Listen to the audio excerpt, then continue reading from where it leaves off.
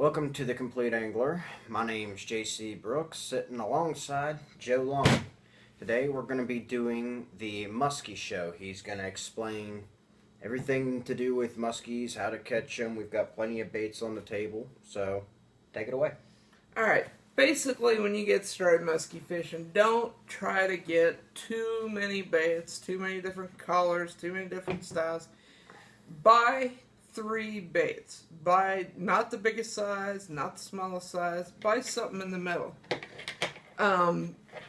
Like these, for instance. These are called bulldogs. These are baby bulldogs or whatever. But something like this for one. So that's your soft plastic. And we got these. We got a bigger size, black and orange. We got the kind of the silver and green, and then we got the one up at the top, kind of a black. My main concern is not sticking myself again with these. Yeah. Okay, so a soft plastic, buy one of those, middle of the road, and then you want to buy some kind of hard plastic or hard bait. Whopper plopper. This is about as big. I think this is the biggest whopper plopper you can get. You don't need something this big. Buy something kind of in the middle. Mike the Pike. Favorite one of them all. Actually very lifelike. Sorry, I had to. And this is the Creek Chub Pikey. Jointed, big bait. Looks a lot like a perch. And then we got a little fire tiger jointed. This is kind of on the very small end. And then this is kind of on the small end. This is more of kind of a big bass type bait. And then you go to your spinners, and he's got my favorite. That is the Showgirl. It's a double bladed. Yeah, double blade. Here's a bucktail. This is an inhaler. It's basically a double buck. So there you got a treble, that's a buck, and then like the orange on there. This is bigger, something like a Showgirl. It's about the right size to get. It's pretty perfect size. What do you got there? Spinner baits. So on the bigger end of spinner baits are good. Also Alabama rigs. This is not hooked up, but you get the idea. Put some grubs on there, big buzz baits. Here's a willow, blade? Yeah, single willow, but with a lot of flex. So buy one plastic bait, buy one hard bait, buy one spinner. I really like this one. This is just a prototypical, and cheat with your colors. Get one black and orange, get one that's gold, and then get one that's more of a perchy type color, and just start out with that. And then as you see, okay, orange works really good.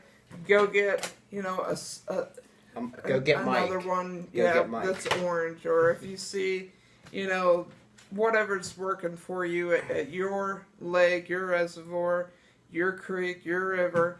Because every place is going to be a little bit different. Yeah, every place you go, everyone you talk to on muskie or pike, they have their own thing that really works for them. This may work very well for us here, but if you're out on the West Coast, right, this may not work very well over there. It might be just in your area. And the color of the water is a big variant onto which thing to use. Like yesterday, we had a couple of big thunderstorms go through, and me and my dad went out fishing, and the water was super muddy, super stirred up.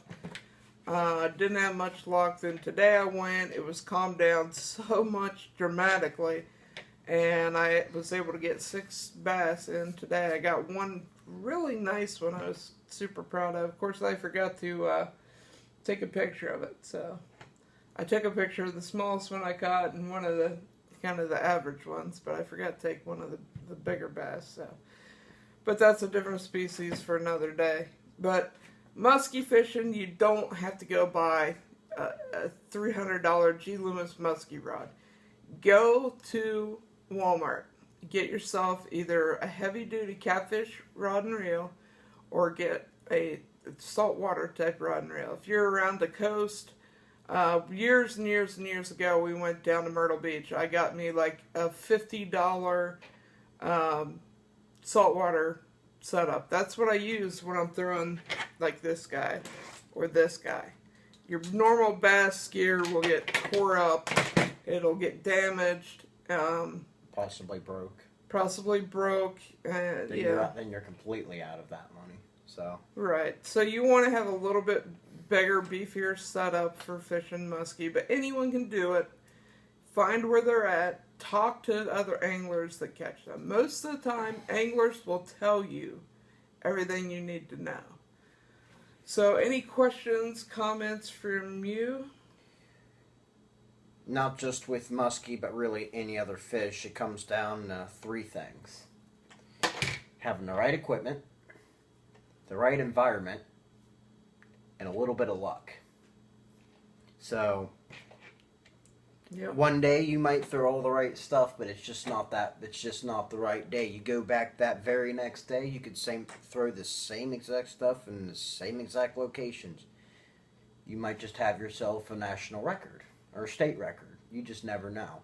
So, if it is your first time fishing for muskie and things don't go absolutely according to plan, don't get deterred, trust me. No. Because both of us have had really good days, and then both of us have had really bad days when it comes to fishing. They're called the fish of 10,000 cats for a reason. If you catch a muskie, you're doing something good. They're ferocious. They're an amazing catch. It's something, if you catch a big muskie, you'll remember it for the rest of your life. I guarantee you that. So don't get discouraged if you don't catch one, or if things don't go according to plan, because like he said, they're hard to catch, they're going to fight, and they're going to make you remember it for sure. So alright guys, remember to like, subscribe, leave a comment, and always take a kid fishing. We'll see you on the lake.